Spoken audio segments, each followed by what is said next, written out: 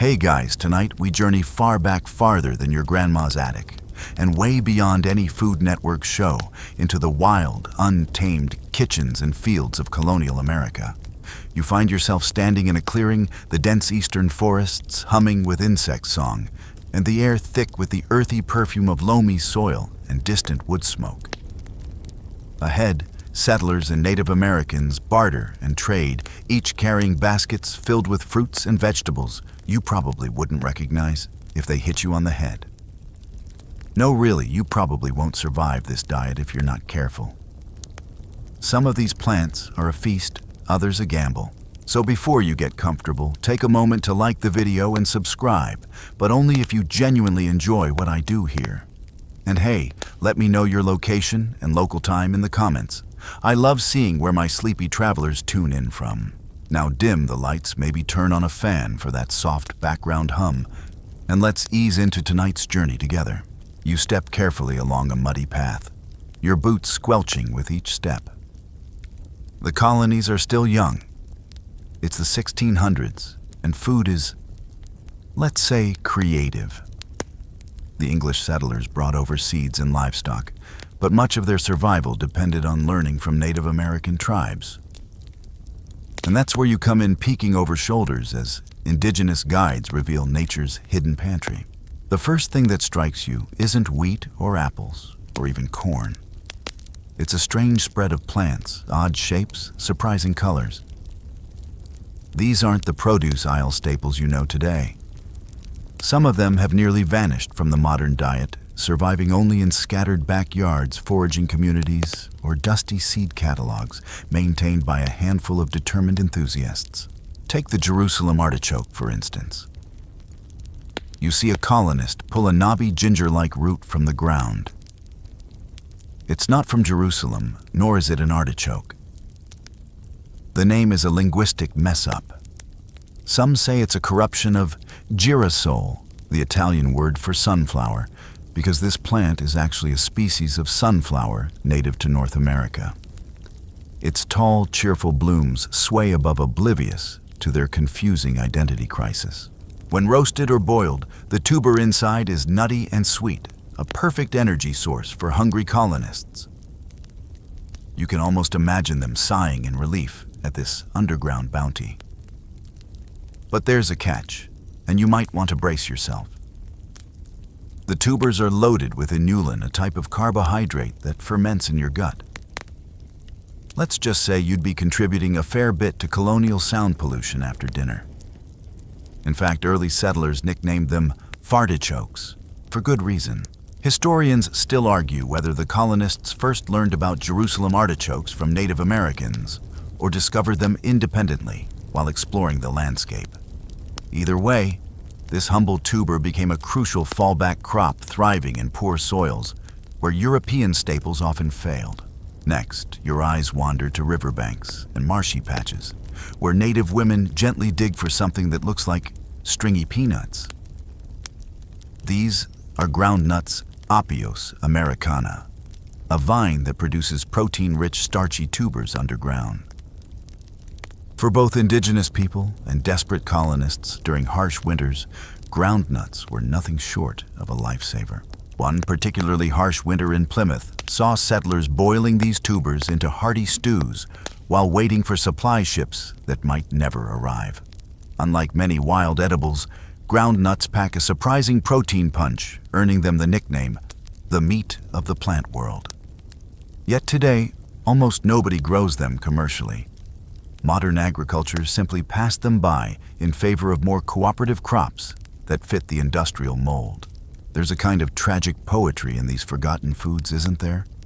Plants that once meant survival now sit sidelined, their flavors and histories evaporating like morning mist. And speaking of mist, watch your step. You're approaching a patch of May-apples. May-apples are curious plants. Their waxy umbrella-like leaves create miniature green canopies over pale, delicate fruit. The fruit ripens to a pale yellow with a sweetly tart flavor somewhere between citrus and melon. Colonists use them for jams and wines, but only with extreme caution. The unripe fruit seeds and other parts of the plant are highly toxic. Misjudge your harvest time, and you could end up with much more than a bellyache. Some colonial herbalists even used mayapple root as a purgative or worm treatment, though modern medicine has largely abandoned such brutal remedies. Historians still argue whether the plant's medicinal use outweighed its risks, or if desperate times simply made desperate medicine. You wipe your brow. The sun is dipping lower, casting golden beams across the strange, half-wild gardens surrounding these early settlements. Pawpaw trees sway gently nearby their drooping branches, heavy with pale green mango-sized fruits. Here's where things get tropical. Pawpaws taste like a bizarre but delightful hybrid of banana, mango, and melon.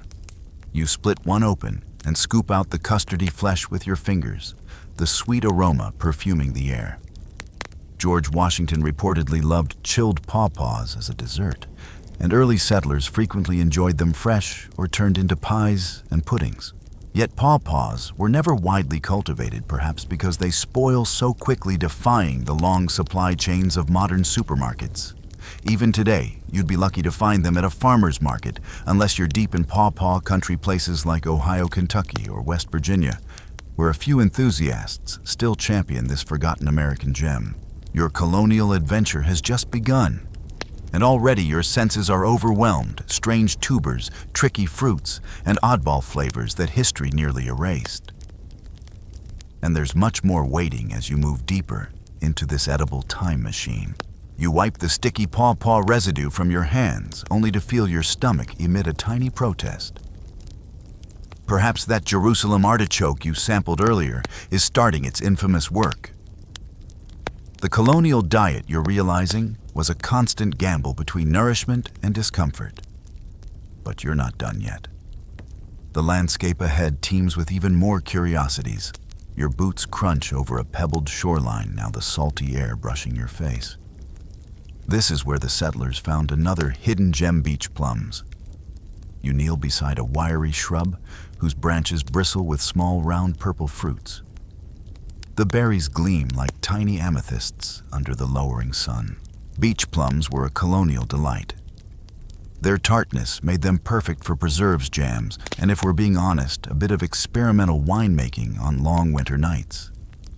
You imagine a colonial kitchen filled with steaming pots, the air heavy with the sweet, sour scent of bubbling jam.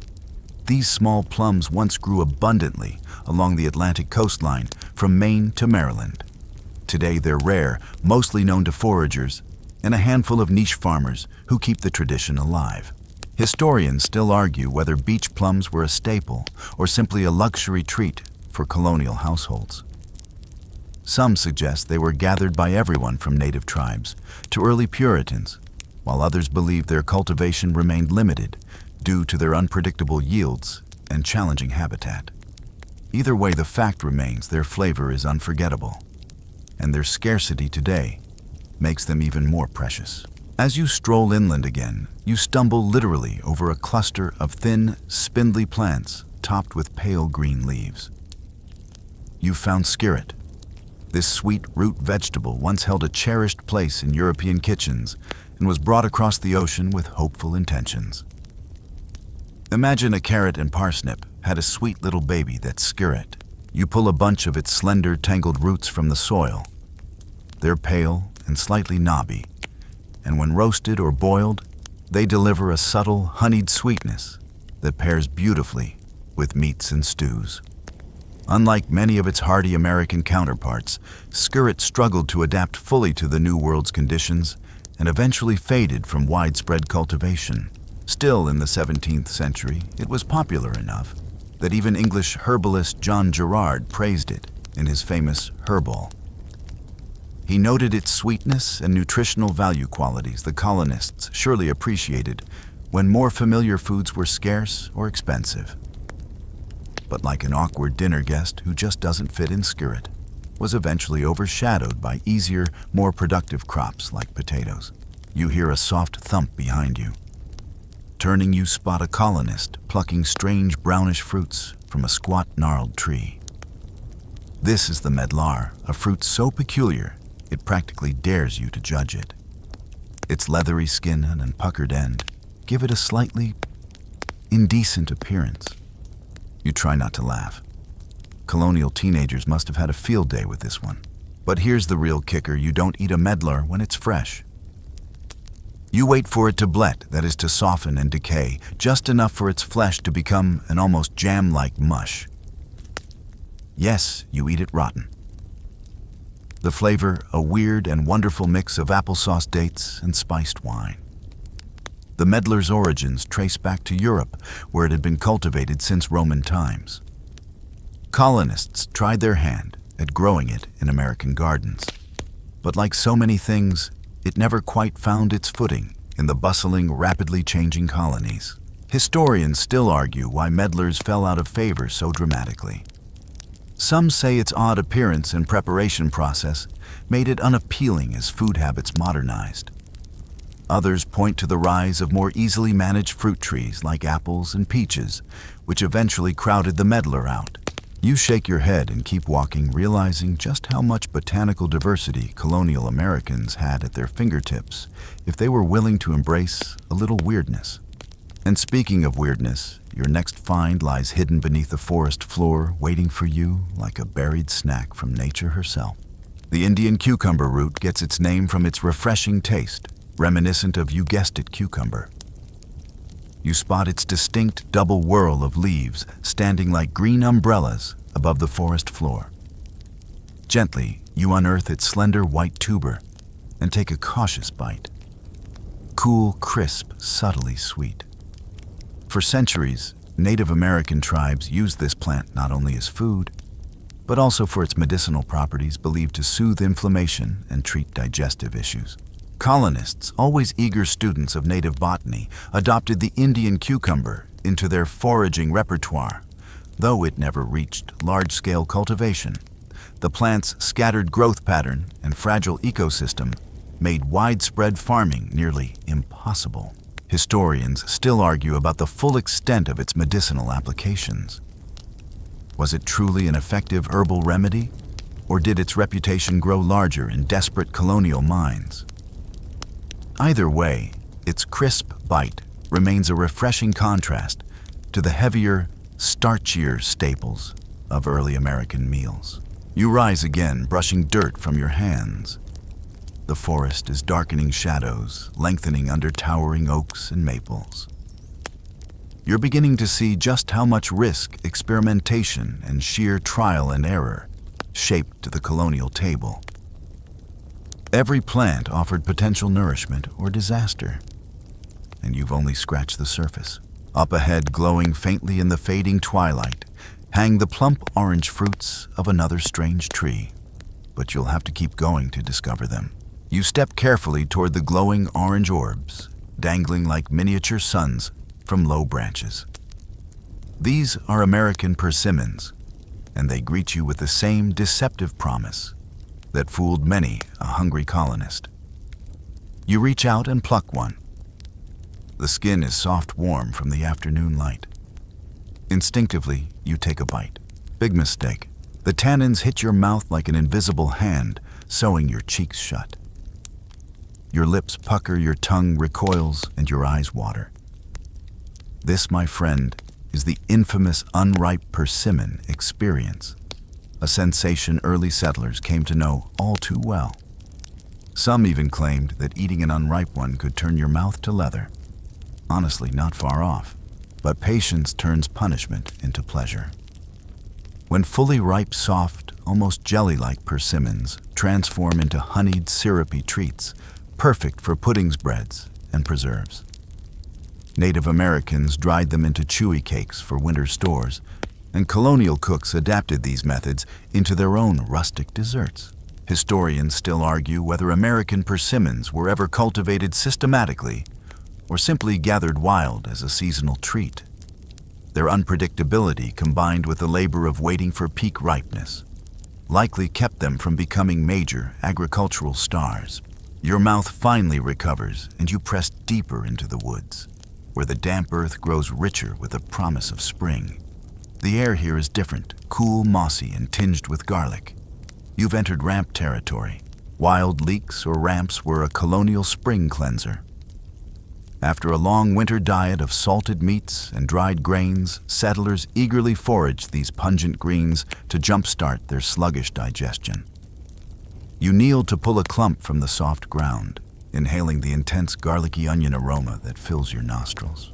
Ramps are still beloved by foragers today, but in colonial times, they were not just a delicacy, they were medicine. Early European settlers quickly adopted Native American traditions of using ramps to purge and rejuvenate the body after harsh winters. Historians still argue about how widely ramps were relied upon outside of their natural Appalachian habitat. Some suggest they were a regional remedy rather than a universal staple. Regardless, their seasonal arrival brought a much-needed nutritional boost when other green things remained scarce. You stand again adjusting your cloak as you step out from the forest onto open farmland. But what's this odd sight rolling along the edges of a fence line? Strange green orbs about the size of softballs litter the ground, like brains scattered in the grass. Osage oranges. These knobby, bright green fruits look like they belong on another planet. Though technically inedible, the taste is bitter, and eating them could upset your stomach. They served other purposes in colonial and early American life. Farmers planted Osage orange trees in dense rows to create natural thorny livestock fences. Before barbed wire, these living barriers were practically impenetrable. The wood itself was equally prized. Native Americans, particularly the Comanche and Osage tribes, valued the tough, flexible wood for crafting superior bows, so renowned that French traders reportedly said an Osage bow was worth a horse and a blanket. Historians still argue whether the early European settlers fully recognized the tree's agricultural value or simply admired its exotic appearance. Either way, Osage oranges found their niche standing guard at the edges of pastures, while their eerie fruits rolled unnoticed beneath. As you pause to inspect one of the bumpy spheres, your fingers trace its intricate labyrinth-like surface. It's oddly satisfying, like nature's own stress ball. Another oddity half forgotten in the rush of modern farming. The wind shifts again, carrying you onward toward a small grove, where low-growing shrubs produce clusters of prickly burrs. You approach cautiously. These aren't your average chestnuts. They're chinkapins. The American chinkapin, a smaller cousin of the chestnut, once blanketed eastern forests. Its tiny nuts encased in sharp, spiny husks were beloved by wildlife and humans alike. Settlers roasted them for snacks or ground them into meal for baking. Unlike the large European chestnut, the chinkapin offered smaller but sweeter rewards. But tragedy struck. The chestnut blight of the early 20th century decimated not only chestnut trees, but their smaller chinkapin cousins as well. What once was a prolific food source faded into near oblivion. Historians still argue whether chinkapins could have become a significant commercial crop, if not for the blight. Some believe selective breeding might have developed them into an American agricultural staple. But nature had other plans, leaving only scattered wild specimens for modern foragers to seek out. As you roll one of the tiny nuts between your fingers, you realize how much colonial Americans depended on such humble, easily overlooked treasures. Each nut root and berry carried stories of adaptation, survival, and sometimes sheer luck. But you're not finished yet. A soft drizzle begins to fall, cooling your skin as you follow a narrow path toward the last of today's oddities fruits that traveled across oceans to find new homes in colonial gardens. The rain tapers to a gentle mist as you arrive at a tidy little orchard tucked behind a colonial homestead. Here, among familiar apples and pears, you spot something unusual. Small, bright red fruits dangling from compact, neatly trimmed shrubs. These are cornelian cherries, a plant that, much like the colonists themselves, made a long journey to these shores. Originally from Europe and parts of Asia, cornelian cherries were introduced to colonial gardens more out of curiosity than necessity. You pluck one and pop it into your mouth. The taste is sharp sour and vaguely cranberry-like, a real wake-up call for your taste buds. While not a staple food, these fruits found their place in colonial kitchens as preserved syrups and sometimes even early forms of liqueur. What makes cornelian cherries particularly charming is their toughness. They bloom early, often when snow still dusts the ground, offering a burst of color and promise when little else is growing. Colonial gardeners appreciated their resilience, even if their popularity never quite matched that of more familiar orchard fruits. Historians still argue how widely cornelian cherries spread across the colonies. Some suggest they remained the domain of wealthier estate gardens, admired more for their ornamental value than their fruit. Others believe small-scale plantings dotted many homesteads, quietly adding diversity to the colonial palette. You glance around at the carefully tended rows, noticing how these exotic imports sat comfortably alongside native species, forming a sort of living experiment in cross-cultural agriculture. The colonies were, after all, a grand experiment themselves, equal parts survival and ambition. As you turn away from the orchard, the path ahead narrows, leading into the dense tangle of time itself. You begin to realize that the deeper you venture into the colonial pantry, the stranger and more fragile the menu becomes. Many of these plants balanced precariously between widespread adoption and total obscurity. Their fates sealed by shifts in farming taste and simple convenience. It's easy to forget that for early settlers, food wasn't a trip to the market, it was a constant scavenger hunt. And one of the biggest players in this game was a plant you might not expect, the humble goosefoot. No, that's not a typo. Goosefoot, or Chenopodium berlandieri, was a vital pseudo-grain gathered by Native Americans long before European contact. Its tiny, protein-rich seeds offered a valuable supplement to diets heavy in corn and squash. You stoop to examine the plant's triangular leaves, yes, vaguely foot-shaped, and its clusters of minuscule seeds. Colonists learned of goosefoot's value from indigenous teachers and occasionally cultivated it themselves. The seeds could be cooked into porridge or ground into flour, while the young leaves made for a nutritious spinach-like green. Historians still argue whether goosefoot could have become a major crop alongside wheat and barley had colonial agriculture taken a different path. Its high yield and resilience make it a fascinating what-if in the story of American farming.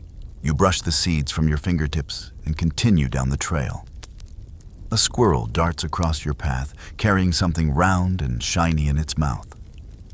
You follow curious and soon find yourself in a stand of wild plum trees. These wild plums, smaller and more tart than their domesticated cousins, provided early settlers with yet another source of jam syrup and even early attempts at brandy. Unlike beach plums, these grew inland, adapting to various soils and climates across the colonies. Their diversity fascinated early botanists who cataloged dozens of distinct varieties. Historians still argue whether wild plums were truly domesticated or simply gathered as needed from wild stands. The line between foraging and farming blurred constantly in colonial life, with many settlers maintaining semi-wild orchards that walked the line between cultivated and natural. As you sample a particularly sour plum, the wind picks up swirling fallen leaves around your feet.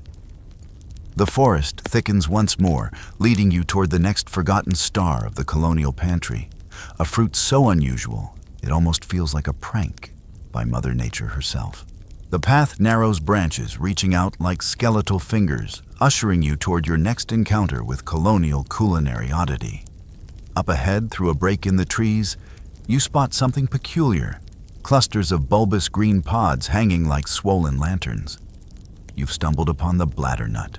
Bladdernut trees aren't something you'd find in a modern supermarket or even most gardens today. But to colonial settlers and Native Americans, their hollow, papery seed pods were familiar sights. When shaken, they rattle softly like nature's own maracas, earning the tree its whimsical name. You split open one of the pods. Inside, glossy black seeds gleam like polished beads.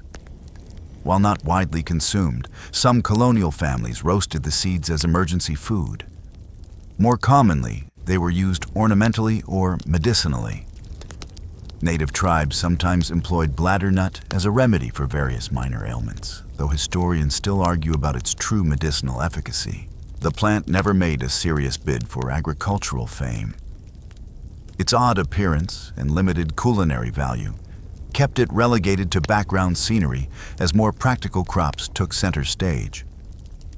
But its very existence reminds you how resourceful early Americans had to be seeing potential in nearly every corner of the natural world. You move on crunching through leaves when a flash of bright orange at your feet draws your eye. It's not a fruit this time, but a fungus chicken of the woods. And yes, you're still firmly in the realm of colonial vegetables.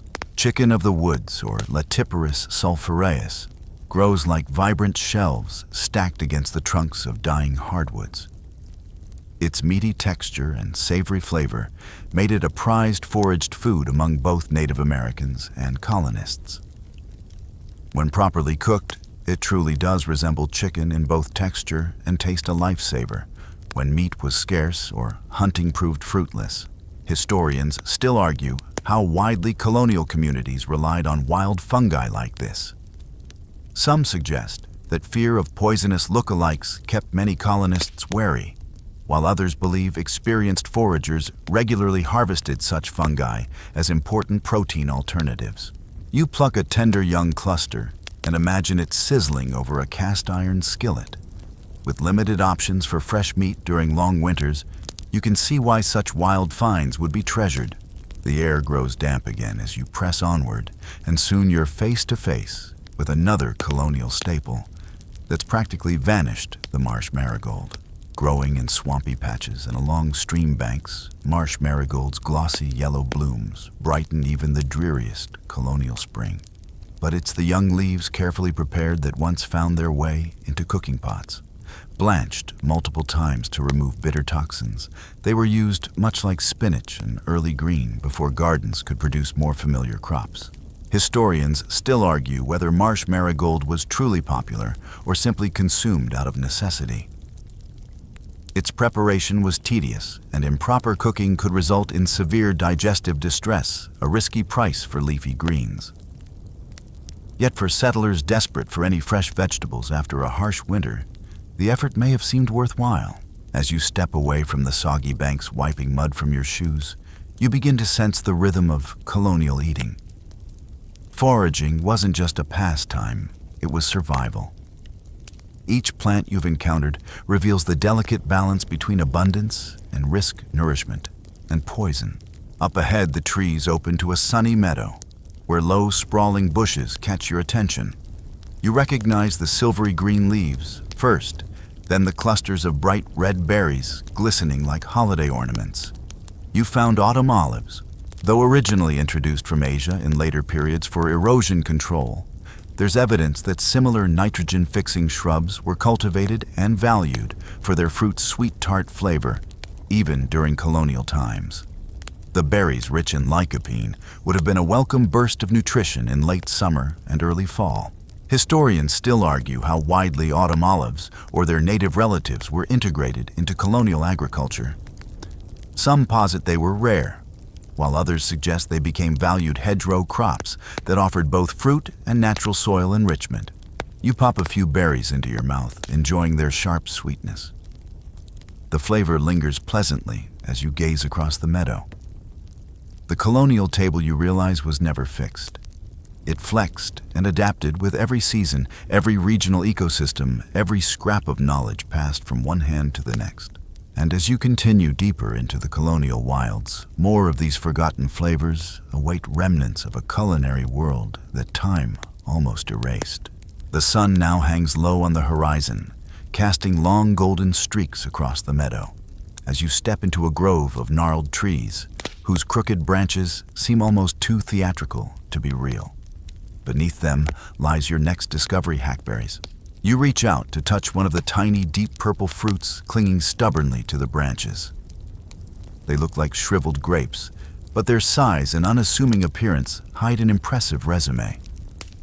Hackberries, or Celtis occidentalis, were once quietly important to both Native American diets and colonial food security. High in calories packed with fat, protein, and carbohydrates, these little fruits were like nature's energy bars before energy bars were a thing. You bite one. It's crunchy not from the fruit, but from the seed inside. The thin pulp tastes slightly sweet, almost fig-like, and the whole thing feels oddly satisfying, like eating a relic of survival. Native peoples often ground hackberries into a paste or mixed them with fat and grains to make nourishing cakes. Colonists followed suit, especially when more familiar fruits failed. Historians still argue whether hackberries were deliberately cultivated or simply foraged when needed. Unlike showier fruits, they don't beg for attention. But their nutritional density and reliable growth suggest they had a quiet but dependable place in the colonial larder. From the hackberry grove, your path leads you toward a gently bubbling spring, its banks crowded with large-leafed plants. One glance tells you what's growing here: pokeweed. And it's definitely not as innocent as it looks. Pokeweed was both friend and foe to early Americans. Its young shoots, carefully harvested in early spring and triple boiled, were consumed as poke salad, a deeply southern tradition that actually began much earlier. Rich in vitamins, but also highly toxic when improperly prepared, pokeweed is the botanical equivalent of skydiving without a parachute. It can go very right or very wrong. You can't help but marvel at the boldness of those who first figured out that triple boiling this leafy poison turned it into dinner. Was it desperation, ingenuity, or just one very brave or unlucky soul who paved the way for the rest? Historians still argue over pokeweed's cultural importance. Was it widely embraced by the colonies or just a regional footnote? One thing's for sure: the plant still grows rampantly in the South, its dark berries staining the ground, and children's fingers alike.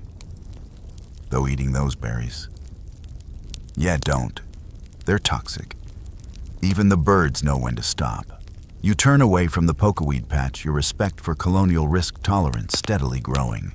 Just ahead, something catches your eye: tall stalks with narrow leaves and soft, spongy roots pushing up from wet, marshy soil.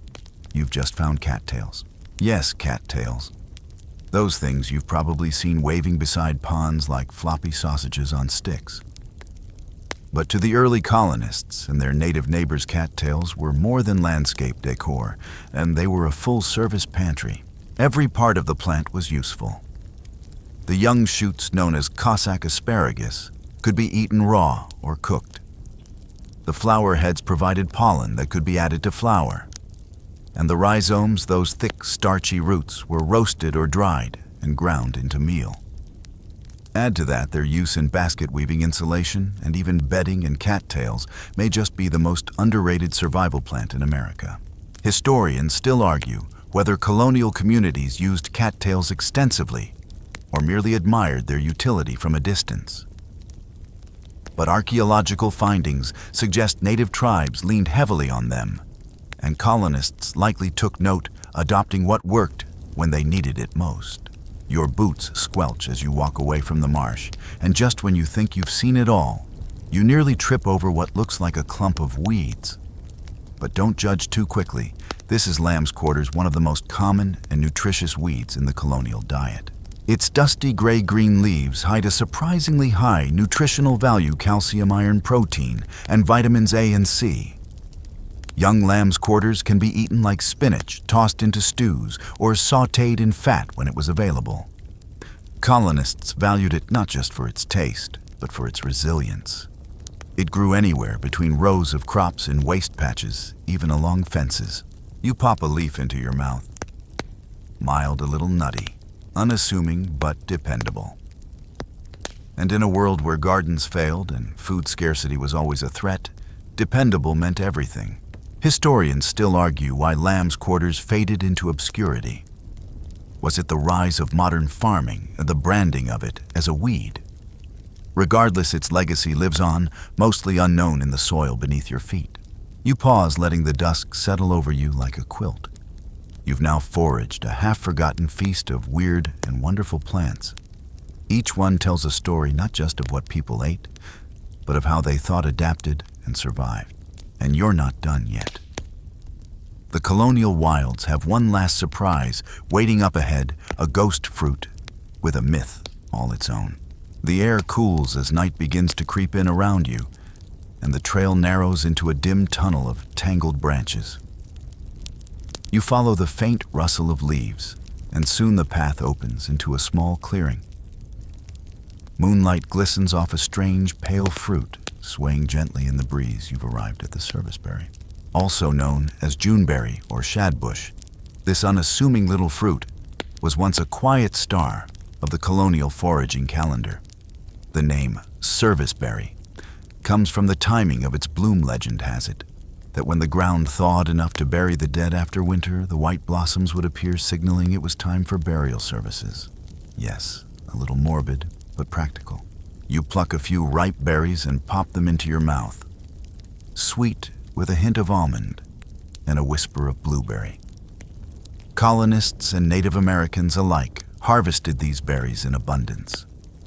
They were eaten fresh-dried for winter storage or mashed into cakes with fat and grain-early versions of high-calorie survival bars.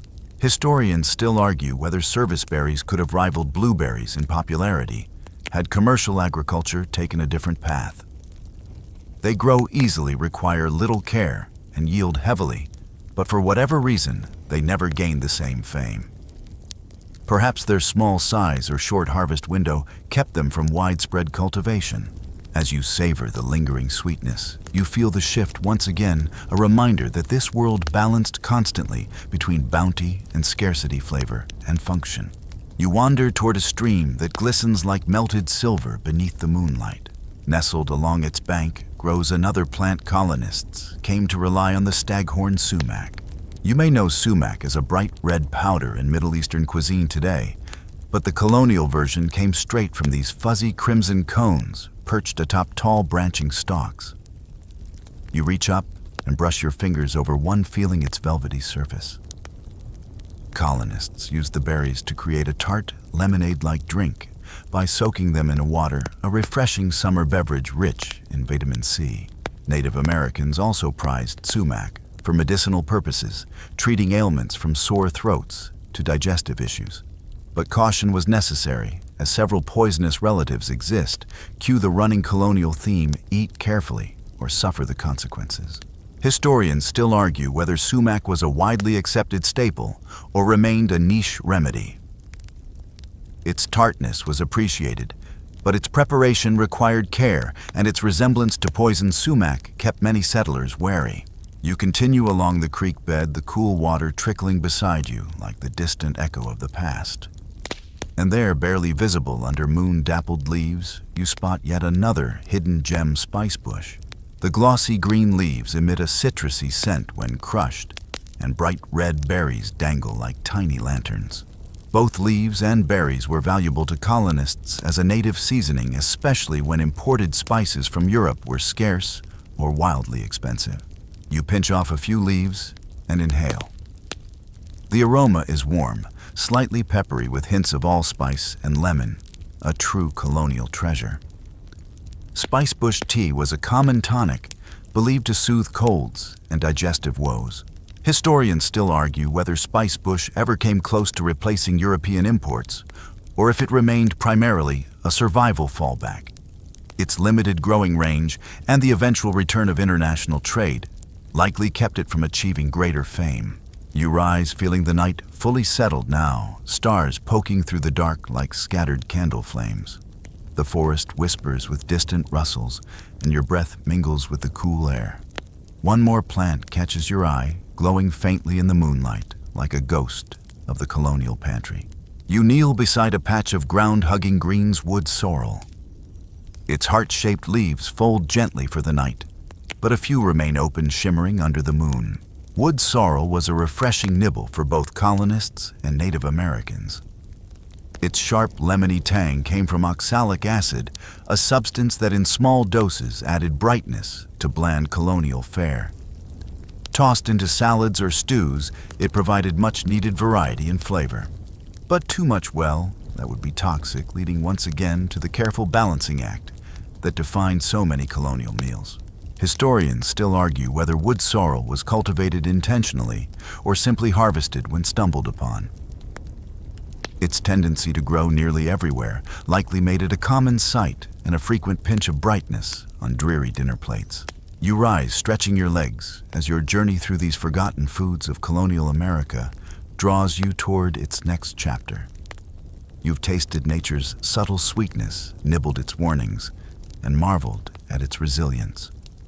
But ahead, as the trail dips into deeper woods, you sense an entirely different relationship between settlers and plants. A story not of eating, but of building. Because in the colonial world, even trees had their secret roles to play in survival. You step into deeper woods now, where towering giants loom like silent sentinels. Here in the cathedral-like stillness of the colonial forest, you begin to understand how trees weren't merely part of the scenery. They were co-stars in the settler's survival story. And one tree in particular offered far more than firewood or shade the black walnut. You spot them immediately. Large round green balls scattered across the forest floor like forgotten cannonballs. You crack one open with a nearby stone, revealing the tough, craggy shell inside. Colonial settlers quickly learned that black walnuts weren't just beautiful trees. They were packed with rich, buttery nuts dense in protein and fat. A valuable resource in lean times. But these nuts made you work for your reward. The shells were so tough that they could ruin even the hardiest colonial nutcrackers. Many families resorted to hammers or even wagon wheels to break them open. And woe to anyone who got walnut hull juice on their hands. It stained skin for days, leaving behind brown-black splotches that scream, "This person's been nutting." Historians still argue whether black walnuts were fully domesticated or simply gathered wild. Their difficulty in harvesting made them a love-hate food source. But no one questioned their importance when the larder grew thin. Moving deeper, you stumble across yet another tree whose gifts were slightly more intoxicating. The sugar maple. In early spring, as the snow began to melt, colonial families bored small holes into the trunks and inserted wooden spiles. Slowly, clear sap would drip into wooden buckets. Boiled down over roaring fires, this watery liquid transformed into thick amber syrup, a luxury and a calorie bomb that brightened many a harsh colonial breakfast. Native Americans had long mastered the art of maple sugaring, and colonists eagerly adopted the practice. Sugar from overseas was pricey, often scarce, and heavily taxed. Maple syrup and maple sugar offered a sweet alternative that could be made right in their own backyards. Historians still argue how central maple sugar was to colonial trade networks. Some believe it had the potential to rival Caribbean cane sugar if different political choices had been made. But whatever its commercial role for many families, it was simply essential.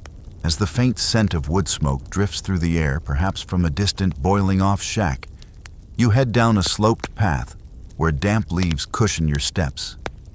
Ahead, another tree with a secret waits the butternut, also known as the white walnut.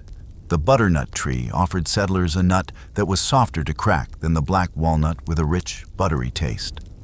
Butternuts were eaten raw roasted or pressed for oil, a prized cooking fat, in an era before grocery store shelves existed.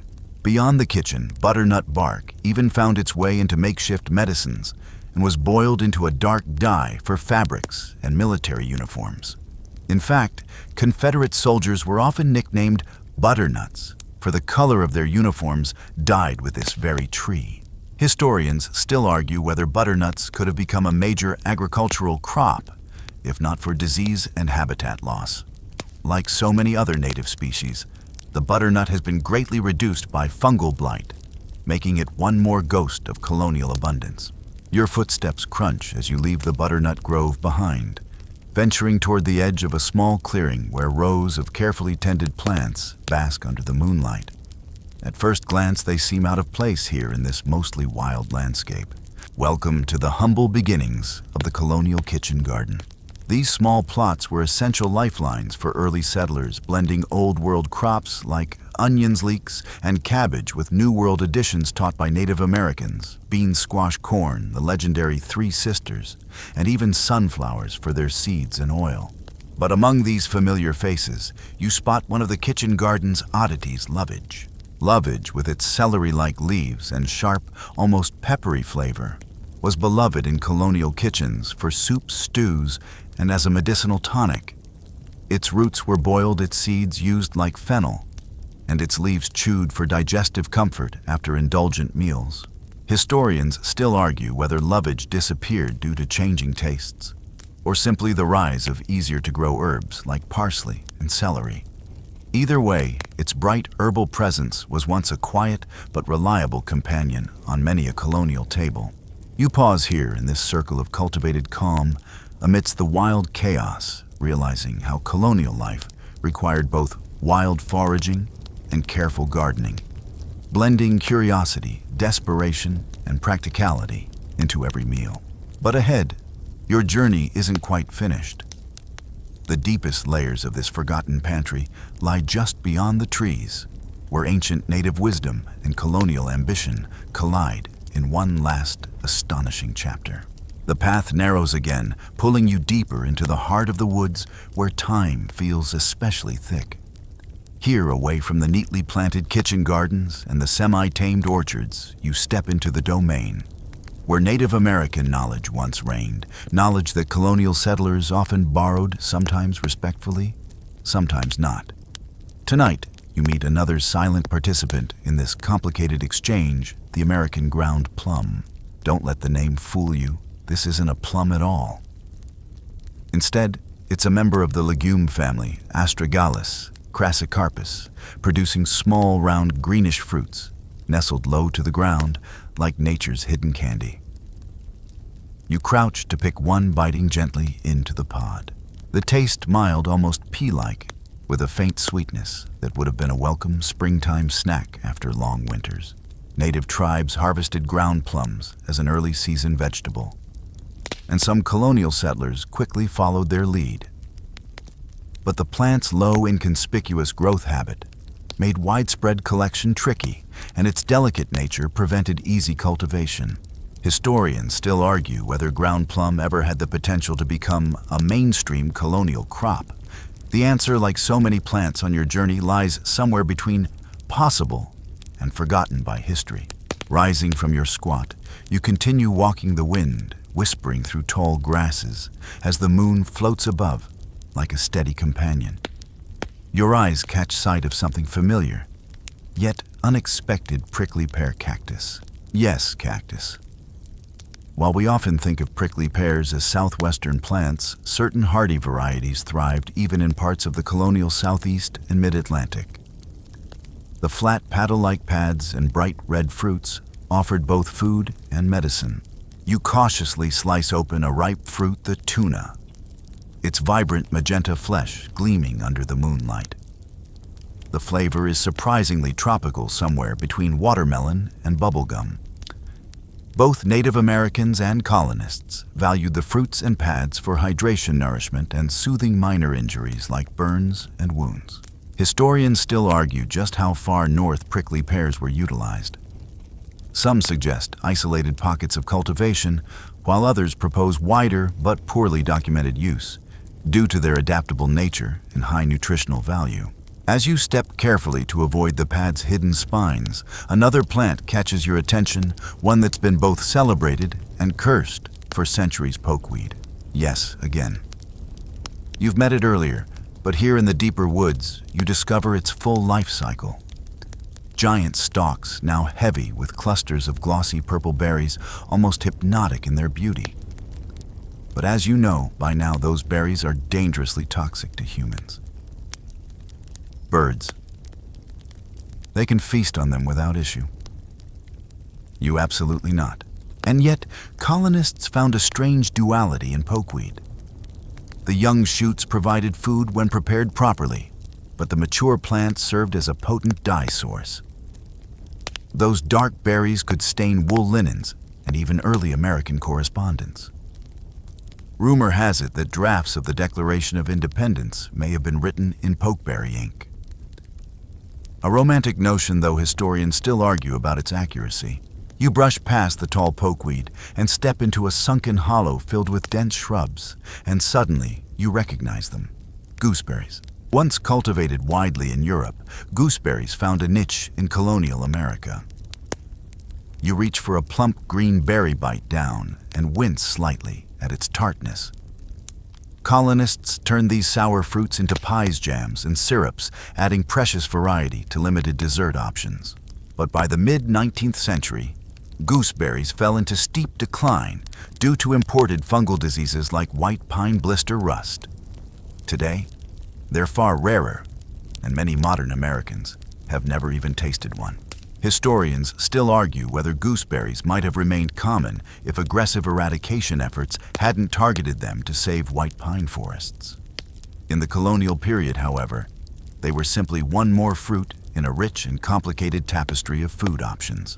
As you savor the lingering tartness, you realize how much of colonial survival depended on cycles' short windows when nature briefly opened her pantry, only to slam it shut again weeks later. Missed the season and you went without. Get it right and you thrived for a little while longer. The woods are darker now, the night pressing closer. But you sense one final act still waiting. Not in the trees or underfoot, but in the carefully guarded knowledge passed from one culture to another. Because while the colonists brought their seeds and livestock, it was often Native American plant wisdom that made their survival possible. And you're about to step into the heart of that knowledge. The air grows hushed as you leave the bramble and step into a clearing that feels almost sacred. This isn't a farm plot or a forager's patch. It's something older, a kind of living textbook of indigenous plant knowledge, quietly offering its lessons to those who knew how to listen. You feel like an intruder here, standing on ground where survival once grew from deep understanding, not guesswork. Before you, tall stalks of maize sway gently in the night breeze.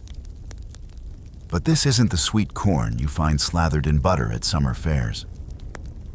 This is flint corn, the hard, multicolored kernels that were a cornerstone of both Native American diets and colonial adaptation. The kernels gleam under the moonlight shades of deep blue, red, yellow, and white like polished gemstones. You run your fingers over an ear of corn, feeling the tightly packed rows, each one a capsule of calories and history. Native Americans had been cultivating corn for thousands of years before European arrival, perfecting countless varieties adapted to specific climates, soils, and uses. When the first starving colonists arrived, they encountered a crop already deeply embedded in the land's rhythm, and they learned quickly without corn, many colonies would have collapsed entirely. Historians still argue about just how much knowledge Native people willingly shared versus how much was appropriated. But one truth is clear: maize was a gift that turned into the beating heart of early American agriculture. Beside the corn, familiar companions stand at attention. The legendary three sisters are complete beans climbing up the stalks for support, and broad-leafed squash sprawling across the ground to keep the soil moist and weeds at bay. You stoop to examine the beans, likely common beans, but some may be scarlet runners or other heirloom varieties. These climbing legumes didn't just offer protein. They fixed nitrogen in the soil, naturally fertilizing the earth for next year's crop. Colonists eagerly adopted the system, marveling at how well it worked and how little labor it required compared to the back-breaking toil of European farming methods. Historians still argue whether the Three Sisters method could have fundamentally reshaped colonial agriculture if embraced more widely. Instead, European settlers often returned to monoculture models, unable or unwilling to fully adopt these indigenous innovations beyond short-term necessity. You trail your fingers across the sprawling squash leaves, next their wide green discs sheltering plump, ripening fruits beneath. Varieties like crookneck acorn and Hubbard squash provided vital calories and storage longevity through brutal winters. Some types would last months in cool cellars, their tough skins preserving the sweet flesh inside. Even today, many of our favorite squashes trace their lineage back to these pre-colonial cultivations. They were not fringe foods, they were survival itself, carefully tended by hands who understood not just how to grow them, but how they lived together as a system. A soft rustle to your left pulls your attention toward a small patch of low, spiky plants, sunflowers. But these aren't the towering giants you see in modern decorative fields. These are older, smaller, tougher versions, their seeds clustered tightly in dense heads. Sunflowers offered multiple gift soil from the seed's protein fiber and even construction materials from their sturdy stalks. Native tribes pressed the seeds into pastes, ground them into meal, or simply roasted them for snacking. Colonial settlers quickly followed suit, incorporating sunflower oil into their limited range of cooking fats. Historians still argue whether sunflowers might have become a major American oil crop earlier if colonial agriculture had leaned more on native models rather than imported European standards. Instead, it took centuries for sunflowers to rise commercially. You rise slowly, taking in this brilliant interwoven design, a sustainable system born from generations of observation and refinement. And for all their resourcefulness, the colonists never fully replicated its harmony. They borrowed elements, adapted techniques, but rarely embraced the complete indigenous blueprint. Ahead, deeper in the clearing, one final plant waves gently in the moonlight, a plant that bridged the worlds of medicine, food, and culture: elderberry. Tall shrubs droop under the weight of small, blackish-purple clusters of fruit. You pluck a few and roll them between your fingers, but you know better than to eat them raw. Elderberries contain toxins that require cooking to safely enjoy. Once prepared, though, they transform into rich syrups, wines, and jams, as well as potent medicinal tonics against colds and fevers. Native Americans had long used elderberries for both food and healing, and colonial herbalists eagerly adopted the practice, adding their own European superstitions and remedies into the mix. Historians still argue how effective elderberry truly was versus its role as folk medicine. But modern science continues to explore its antiviral properties even today. It remains one of the few native plants that survive the full journey from pre-colonial remedy to modern supplement aisle. You let the berries fall softly back into their cluster, your fingers sticky under the pale moonlight. Around you, the clearing pulses with quiet wisdom knowledge grown from long coexistence with this challenging land. Your journey through colonial America's forgotten fruits and vegetables has revealed not just oddities, but the brilliant, often fragile knowledge networks that sustained entire peoples. And yet, you sense one more layer waiting ahead, a story of why so many of these foods vanished, and how the rise of industrial farming and cultural amnesia wiped clean the colonial table. The forest thins as you step forward, and with it comes a quiet shift. The wild energy of foraging and the careful structure of companion planting give way to wide-open fields. You've entered the era where the colonial diet began to change, where the seeds of modern agriculture were quietly being sown, and many of the plants you've met so far were already being pushed toward obscurity. Before you, rows of orderly crops stretch into the darkness. Wheat waves, gently oats, shimmer like silver under the moonlight, and neat rows of European barley sway quietly, standing like imported soldiers on foreign soil. The colonists brought these grains with them, packed carefully into barrels, hidden in trunks, guarded like treasure. Wheat especially was seen as a mark of civilization. A proper English table required bread made from wheat flour. Never mind that wheat often struggled against the rocky, acidic soils of New England. Colonists persisted, patching together smaller harvests while relying on imports when local yields failed. Historians still argue whether colonial attachment to European grains slowed the development of a more sustainable native-based agriculture. The land offered corn beans, squash, and wild edibles, yet many settlers viewed these foods as Indian fare, less desirable than their old world staples. Wheat was civilization. Corn was survival. Even as many of the wild and native plants faded from common use, these grains expanded across colonial fields. And with them came livestock: pigs rooting in the woods, cows grazing in clearings, and chickens pecking at kitchen scraps, layering a European-style food system on top of an American landscape that never fully cooperated. You walk slowly past the fields, noticing how monoculture farming left less room for the biodiversity that once defined colonial and indigenous diets. Where once every foraged berry and nut filled a niche, Now large tracts of land devoted themselves to single crops. Ahead, you find the rows of one of the most prized colonial garden imports, cabbage. Hardy, compact, and versatile cabbage quickly became a beloved staple. It stored well through the winter, could be pickled into sauerkraut, and provided valuable nutrition during lean months. But here too you see the shift. Cabbage pushed out wilder greens like lamb's quarters and pokeweed.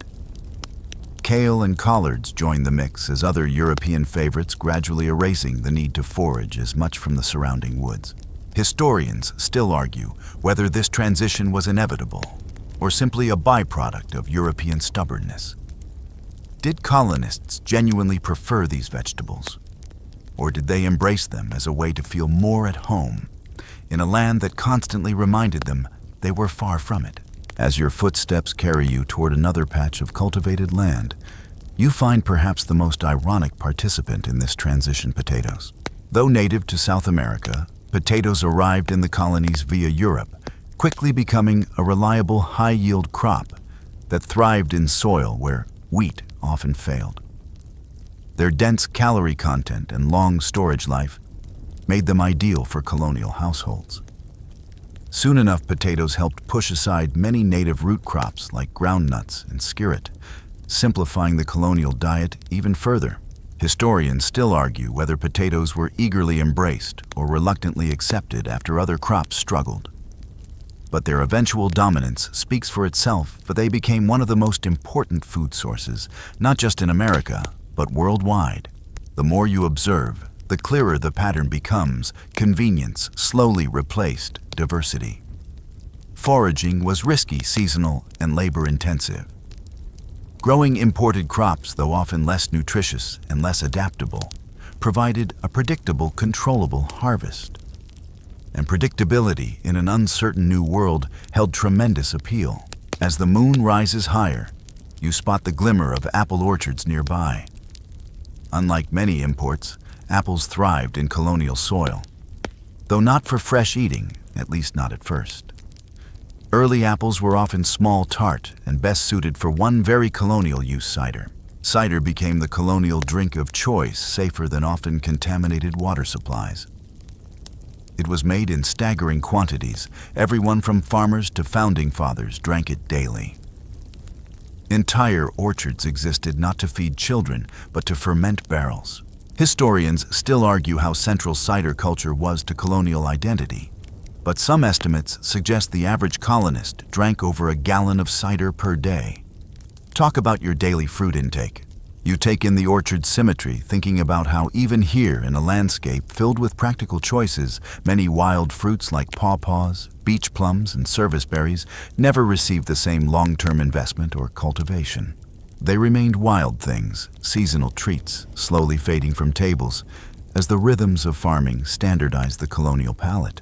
The night air cools again, and a distant barn owl calls, as if signaling the shift you've now fully arrived at. The colonial diet, once a patchwork of wild foraging, indigenous knowledge, and desperate improvisation, was rapidly transforming into something more uniform, more controlled, and in some ways less interesting.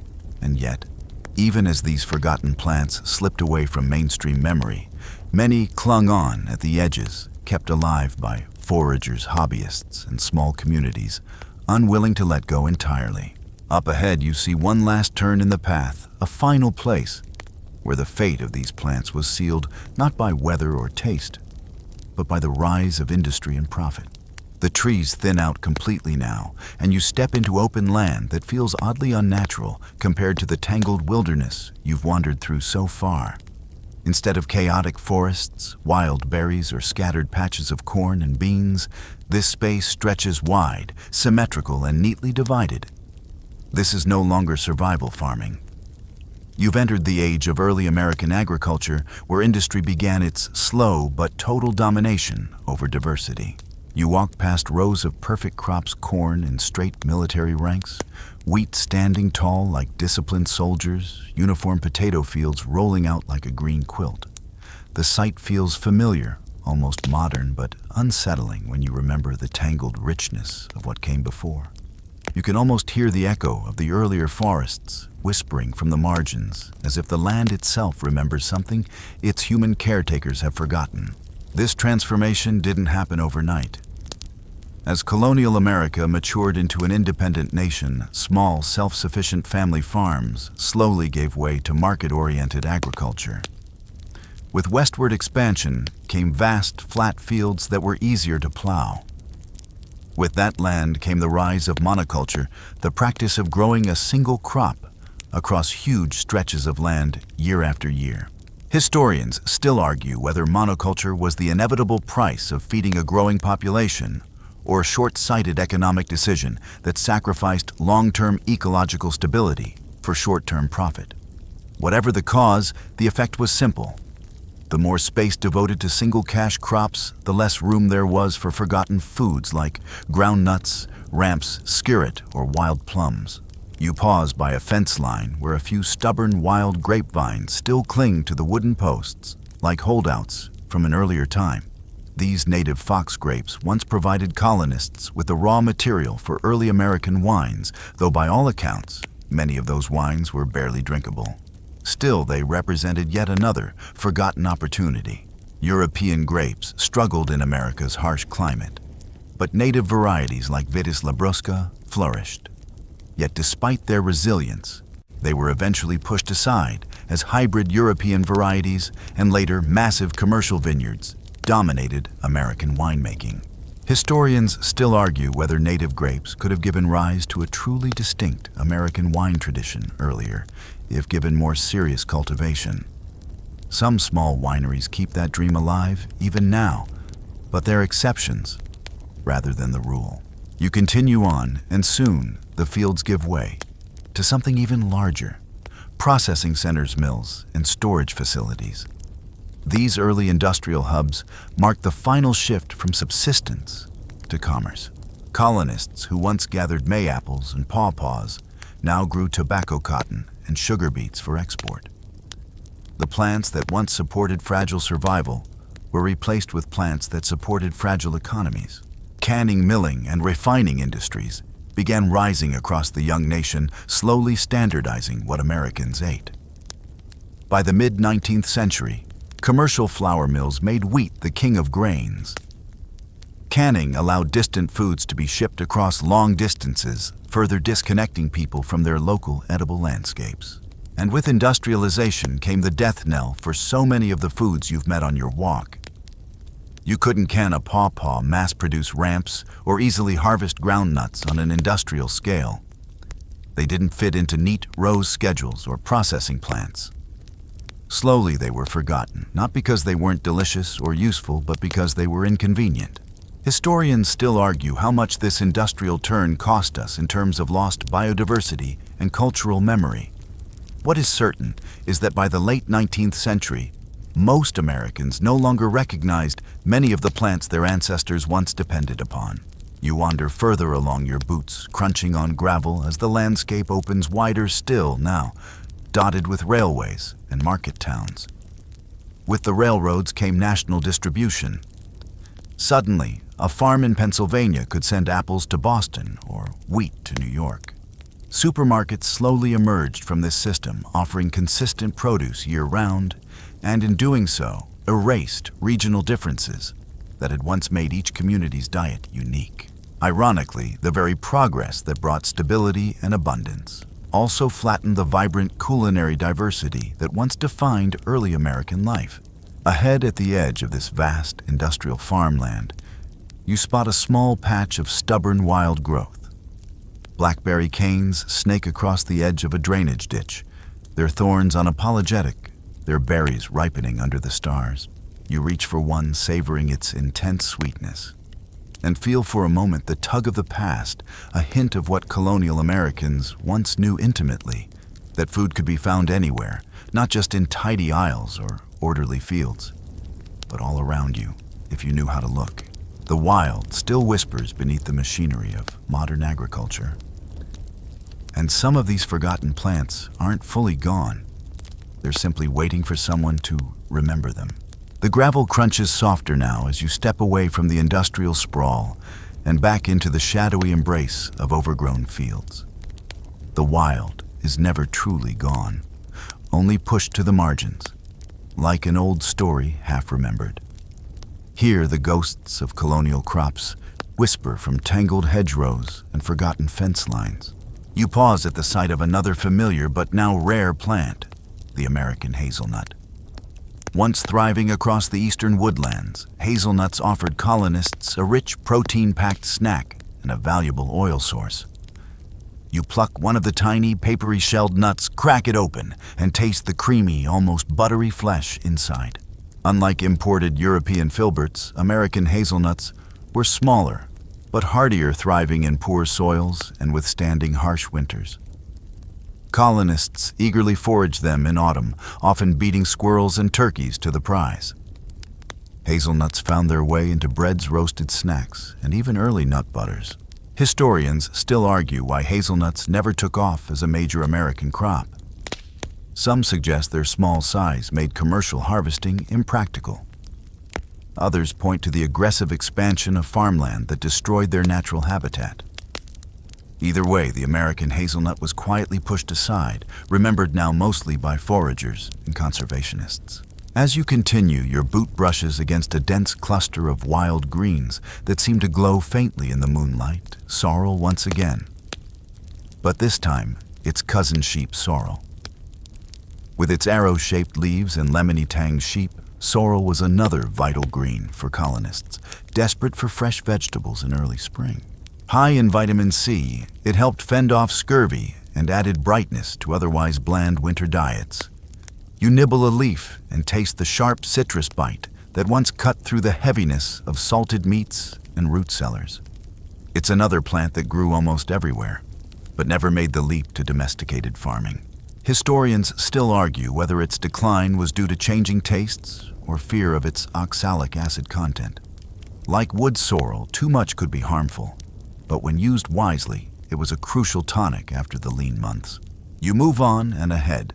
You spot something low to the ground, spreading like a green mat across a sunny patch purslane. Now often cursed as a weed, purslane was once celebrated as both food and medicine. Its fleshy, succulent leaves are rich in omega-3 fatty acids, almost unheard of in plants, and colonists ate them raw, cooked, or pickled. In hot summer months, when other greens wilted, purslane thrived, offering a fresh, cooling bite. You pluck a sprig, chewing its lemony crunch, while marveling at its resilience. Modern agriculture labeled it undesirable, simply because it refused to grow in neat rows.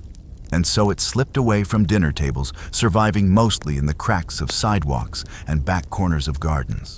Historians still argue whether purslane could have played a larger role in American nutrition had industrial farming not favored easier-to-process leafy greens.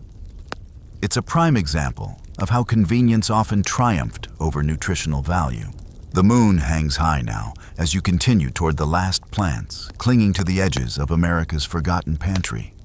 You approach a small thicket of spice bush once again, its glossy leaves still fragrant in the night air. But something else catches your eye, a faint glimmer of red peeking from between broad leaves. You've stumbled upon wild strawberries. These aren't the giant bloated berries of modern supermarkets, but tiny, intensely sweet bursts of flavor, barely the size of your fingertip. Colonists cherished these wild strawberries, gathering them in early summer for jams, tarts, and simple indulgence. Their season was short, but their flavor was unmatched. You pop one into your mouth and instantly taste why early Americans so adored them. Historians still argue whether wild strawberries were ever seriously cultivated before being replaced by hybridized varieties imported from Europe. Some colonial gardeners tried, but these delicate plants resisted full domestication, preferring to spread freely on their own terms. You stand in the moonlit clearing, the gentle breeze carrying the faint perfume of strawberries, spice bush, and distant elderberries. Around you, all these plants, hazelnuts, sorrel, purslane, wild strawberries, form the remnants of a diverse, self-sufficient food web that once defined the colonial experience. The colonial diet wasn't just about what people grew, It was about what they found, borrowed, learned, and sometimes gambled with. And though the industrialized farms erased much of this diversity, the plants themselves persist quietly, waiting at the margins of fields, forests, and suburban lots. You turn toward the path once more, feeling the end of your journey draw near. One last chapter remains, how after centuries of loss, some of these forgotten flavors are slowly returning to the modern table. The trail narrows once again as you move forward. But now, there's something different in the air. Something hopeful. The heavy cloak of loss you've carried through these forgotten gardens and overgrown fields begins to lighten. Ahead you sense not the past's vanishing, but its quiet resurgence. The forgotten fruits and vegetables of colonial America are stirring awake. You step into a small modern farmstead, but this isn't the uniform industrial farmland you passed earlier. Raised beds curve gently rather than running in straight rows. Polyculture thrives here. Pawpaws growing beside ramps, groundnuts twining up sunflower stalks, and wild strawberries spreading like living carpets. This is the world of the food revivalists. In recent decades, a small but passionate movement has emerged. Farmers, gardeners, chefs, foragers, seed savers, all working to rediscover the rich, diverse pantry that colonial Americans once depended upon. They call it many things: heritage farming, permaculture, forest gardening, indigenous agriculture revival. But at its heart, it's all about remembering what was nearly forgotten. You kneel beside a patch of sunchokes, yes, the gassy Jerusalem artichokes from earlier, growing tall and unapologetic.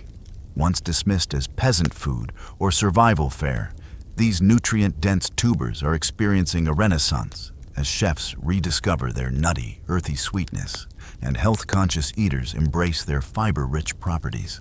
Historians still argue whether these revivals will remain niche experiments, or if they have the potential to reshape our broader food systems.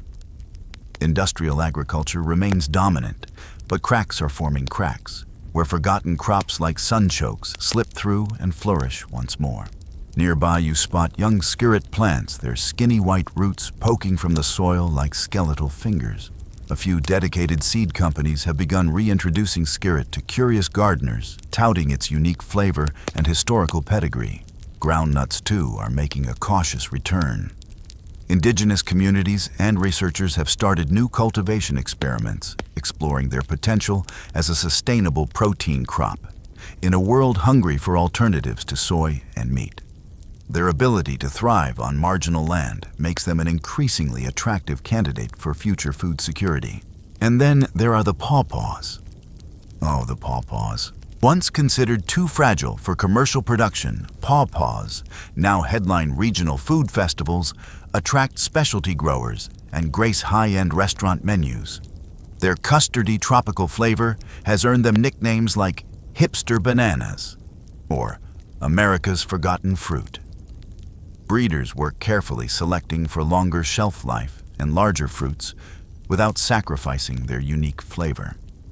You pluck one and savor its creamy flesh, thinking how absurd it is that a fruit native to so much of North America is only now finding its audience. Sometimes it seems we have to lose something almost entirely before we're ready to appreciate it. As you rise, your eyes land on a stand of ramps, those pungent wild leeks you met earlier. For centuries, they were foraged quietly by Appalachians. Today, they've become culinary celebrities, appearing in spring menus at fine dining restaurants and causing mini stampedes during ramp festivals. But their popularity brings caution. Overharvesting threatens some wild populations, leading to new conversations about sustainable foraging and responsible revival. Historians still argue whether ramp mania is a passing foodie trend or part of a deeper shift toward honoring seasonal local ingredients. But either way, it's put a spotlight back on a plant that once quietly helped colonists survive their hardest months. The air smells green and alive as you stroll toward the edge of the farmstead, where patches of beach plums, service berries, and wild gooseberries thrive. Each fruit, once nearly vanished from American plates, now enjoys small but growing communities of preservationists working to protect and propagate them. You pause at a row of chinkapin saplings planted carefully by conservationists, hoping to restore what chestnut blight nearly erased. Scientists are experimenting with disease-resistant hybrids, hoping one day to bring back both the American chestnut and its tiny cousin, the sweet, nutty chinkapin.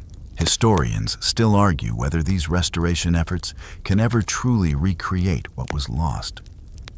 But each tree planted feels like a quiet act of defiance against centuries of forgetfulness. And then you notice the seed libraries, small community projects, where heirloom seeds for medlars, goosefoot, cornelian cherries, and even obscure plants like bladdernut are shared, traded, and passed down like family recipes. What was once nearly erased is being whispered back into existence, one careful gardener at a time. You stand for a moment under a spreading black walnut tree, its broad branches swaying gently above. The moon filters through its leaves, casting dappled light across the restored bounty below. Here, in this space between history and hope, you sense how fragile and resilient our food heritage truly is. The story isn't finished yet. The colonial table may have been swept clean by industry, but in pockets across the country, curious hands are setting it, once again laying out the pawpaws, the groundnuts, the ramps, and the medlars, inviting us back to a meal. We almost forgot how to eat. Ahead, one final clearing awaits where the larger lesson of this journey waits quietly under the stars. You step gently into the final clearing, your boots barely disturbing the tall grasses swaying beneath the stars. The air feels different here, quieter, almost reverent. You've arrived at the end of the colonial pantry's long, winding path. But it doesn't feel like an ending. If anything, it feels like the very beginning of something new. The plants surrounding you are the survivors, the stubborn, the adaptable, the forgotten, now rediscovered. In this quiet circle stand not just the fruits and vegetables themselves, but the lessons they carried through centuries of neglect. You see the pawpaws, their branches heavy with ripening fruit. The service berries once again offering their sweet almond-kissed berries to careful hands. Skirret ground nuts, ramps, beach plums, all standing as silent witnesses to both history's carelessness and the resilience of nature. The colonial settlers, your imagined companions on this journey, never saw these plants as symbols. To them, they were simply food, survival, opportunity, risk, comfort. And yet now, in rediscovering these ingredients, modern growers, foragers, and eaters see something more. A lost connection to place, to the land's original rhythms, and to the people who understood it long before European ships appeared on American shores. Historians still argue whether we can fully revive these foods, or if today's efforts are merely nostalgic glimpses of an ecosystem permanently changed. What's certain is that this revival requires patience, a kind of patience that mirrors how these plants were originally cultivated, hunted, and gathered. As you slowly turn in the moonlight, you notice something perhaps even more profound than the plants themselves, the layered legacy of knowledge. Native Americans taught the colonists how to find these foods. Colonists adapted them to their needs. Later generations forgot them. And now modern farmers, chefs, and gardeners reach backward, piecing the fragments together like a puzzle with missing pieces. This isn't simply culinary archaeology. It's a restoration of cultural humility, an acknowledgement that for all our technological advances, we lost much when we turned away from the intimate relationship early Americans once had with their landscape. You listen as the night sings with insect chatter and the low rustling of leaves, a gentle symphony, the same one that played in the ears of those early settlers as they foraged by torchlight or gathered beach plums at the shore or watched wild strawberries blush red in the morning sun. For many of the plants you've met tonight, their survival doesn't depend on massive corporate farms or complex machinery. It depends on people willing to get their hands dirty, to walk into the woods, to wait for the exact right moment when a persimmon ripens or a medlar blets. It depends on small acts of remembrance, because despite centuries of forgetfulness, the seeds never truly vanish. They wait, underground, in hedgerows, in seed banks and backyard gardens.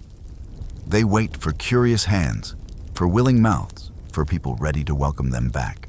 And in doing so, they offer us something far bigger than calories or novelty. They offer us a bridge to history, to nature, to each other. You exhale deeply under the starlit sky, your breath mingling with the cool air. The journey is complete now, but the story is far from over. In countless gardens and kitchens, that story is being rewritten every single day. The stars above you blink softly as your body relaxes, releasing the tension of the long walk through history. The wind slows, carrying only a faint, rhythmic rustle through the leaves. You feel the coolness of the air wrapping gently around you, calming your breath, slowing your heartbeat. The scents of elderberries, wild strawberries, and pawpaws still linger in your senses like a distant memory echoing from the soil. Each plant, each flavor, has quietly shared its story, asking nothing more than for you to listen. And you did. You let your shoulders drop, sinking into the peace of this moment. The colonial world, with its risks and experiments, its bold foraging and quiet gardens, fades gently behind your closed eyes. Only the steady pulse of nature remains timeless and patient. Even now, somewhere out there, a ramp breaks through damp soil. A groundnut vine twists quietly along a riverbank. A medlar softens under the autumn chill, waiting for someone who still remembers.